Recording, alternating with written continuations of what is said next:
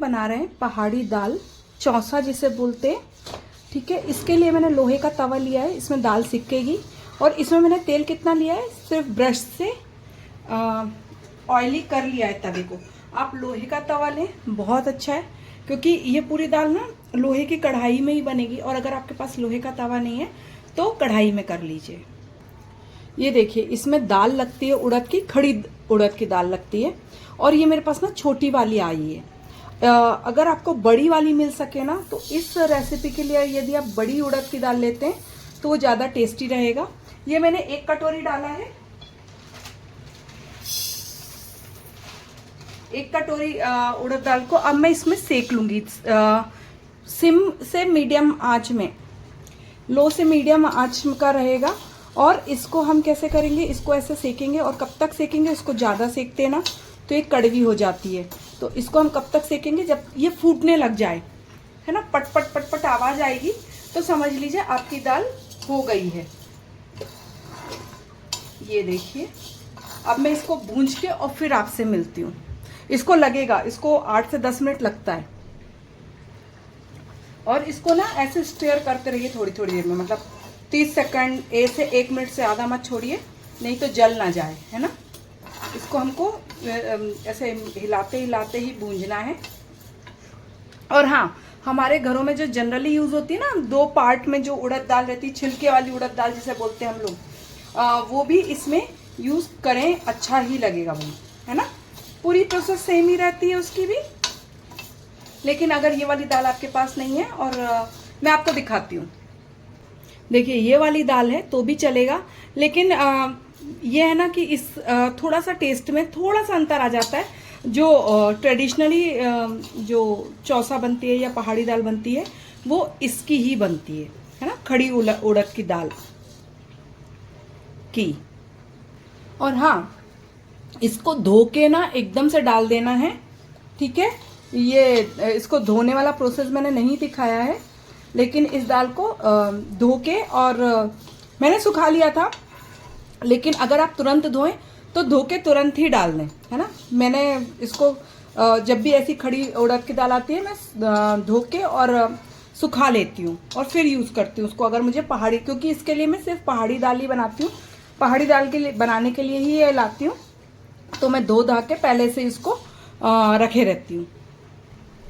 ये देखिए, ये अभी आवाज़ आई ना जो चिट चुट की, बहुत स्लो आवाज़ है उसकी। तो हमें इससे ज़्यादा नहीं पकाना है, नहीं तो ज़्यादा पकेगा तो ये कड़वा भी हो जाता है ना। और अब हम इसको ठंडा होने के लिए रख देंगे। आपको लगे ना तो आप एक काम कर सकते हैं, जैसे आप इस दाल का, जैसे मैं करती हूँ, मैं इस दाल का चौसा ही बनाती हूँ। तो मैं क्या करती हूँ, भूंज के भांज के और रख लेती हूँ, है ना। तो मेरा ये भूंजने का काम, जो बहुत लेंदी काम है, वो कम हो जाता है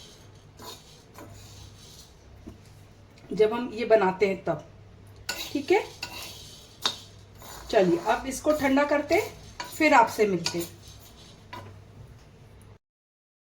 देखिए, ये ठंडी हो गई है। अब मैं इसे मिक्सर में पीस लूंगी। हमें इसका पाउडर नहीं बनाना है, दरदरा रखना है, लेकिन मोटा वाला दरदरा नहीं, थोड़ा बारीक वाले दरदरा। मैं पीस के बताती हूँ आपको। ये देखिए, ये मैंने ऐसी कर ली है, ठीक है, थोड़ा मोटा दरदरा पिसा हुआ है। चलिए अब हम इसके लिए एक स्पेशल मसाला बनाते हैं।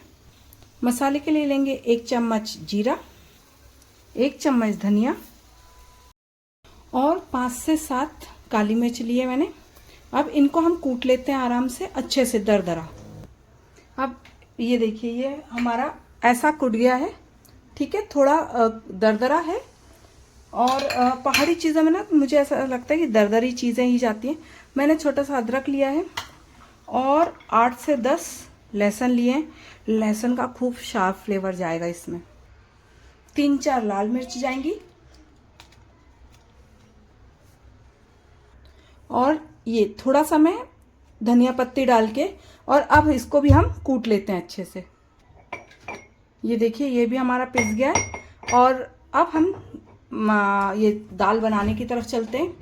तो अगर आपके पास लोहे की कढ़ाई है तो लोहे की कढ़ाई में ही ये बनाएं, क्योंकि ये जो पहाड़ी चीज़ें हैं, ये जो ट्रेडिशनल चीज़ें हैं ना, उनको अगर हम देखें तो अगर हम लोहे की कढ़ाई में बनाते हैं तो उनका टेस्ट ना 2 से 3 गुना ज़्यादा होके आता है, और नहीं है तो जो आपके पास है आप उसी में बनाएं। जैसे ही थोड़ी कढ़ाई गर्म होती है, हम इसमें थोड़ा सा सरसों का तेल डाल रही हूँ मैं, और कोशिश कीजिए कि सरसों के तेल में ही बने, क्योंकि सरसों का तेल में ना जो ट्रेडिशनल चीज़ें हैं या जो ऑथेंटिक डिशेज हैं वो सरसों के तेल में बहुत अच्छी आती हैं। जैसे ही सरसों के तेल में से धुआं आएगा, हम राई डाल देंगे और मैं डाल दूंगी हमारा मसाला जो हमने मिर्च का बना के रखा था।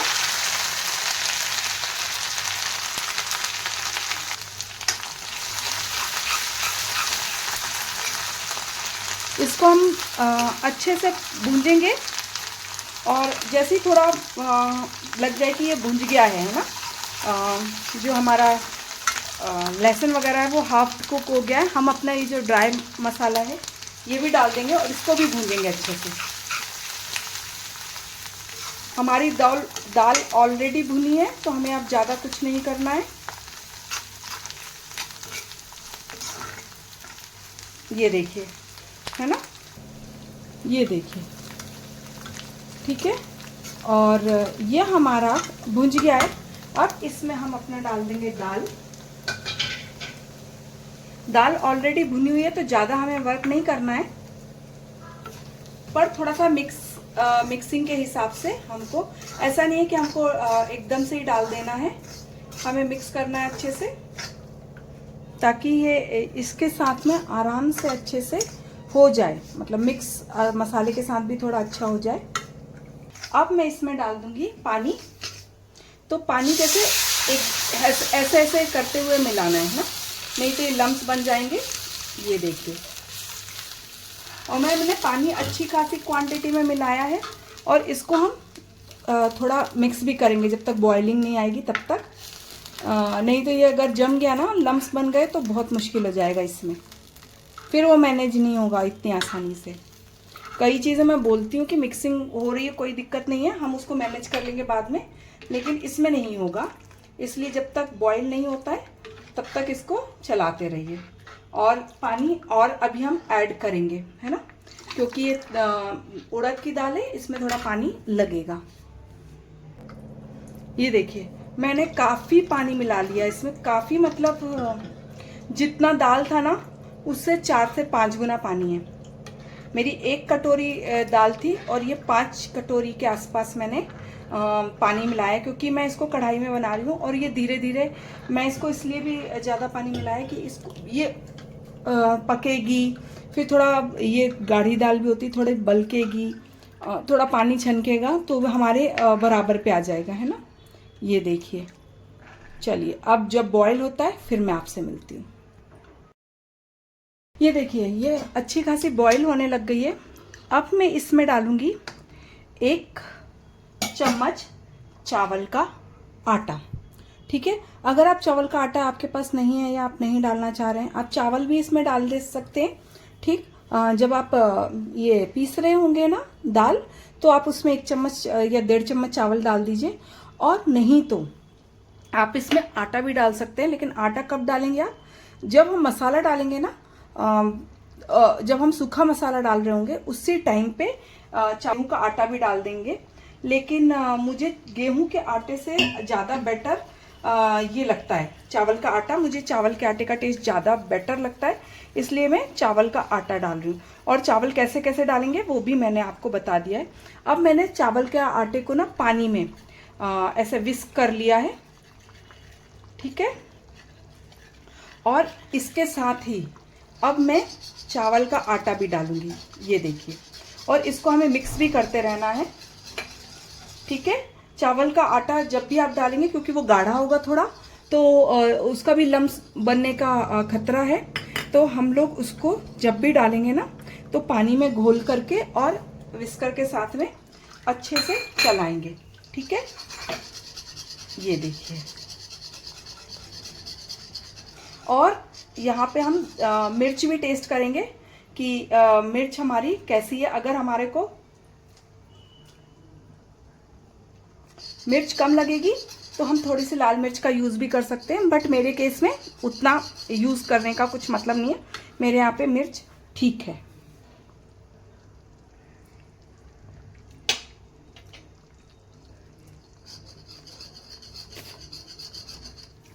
ठीक है, अब मैं इसमें डालूंगी थोड़ा सा नमक।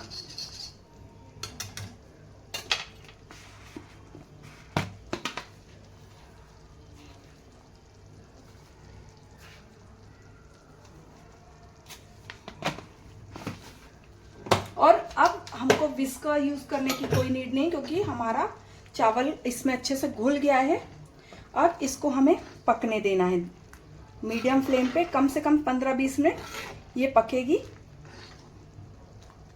आप चाहें तो ये छोड़ रहा है ना, इसको दाल को, ये देखिए ये हम निकाल देंगे, है ना।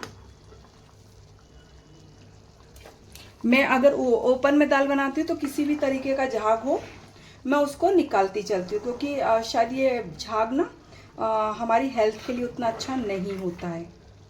इसलिए बोलते हैं कि जो ओपन में कुकर में नहीं, जो ऐसे खुले में दाल बनती है ना, वो ज़्यादा हेल्दी होती है बनिस्बत कुकर की, क्योंकि कुकर में ये झाग पूरा ख़त्म वही इसी में ही मिक्स रहता है, जबकि जब हम अलग से बनाते हैं तो ये झाग पूरा ख़त्म हो जाता है। ठीक है, नमक टेस्ट कर लेंगे।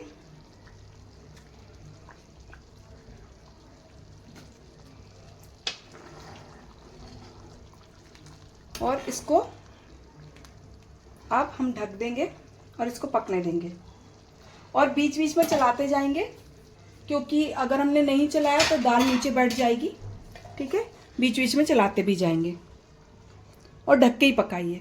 चलिए, अब मैं बाद में मिलती हूँ ढकने के हटाने के टाइम पे। ये तकरीबन 2.5 से 3 मिनट के लिए मैंने ढक दिया है।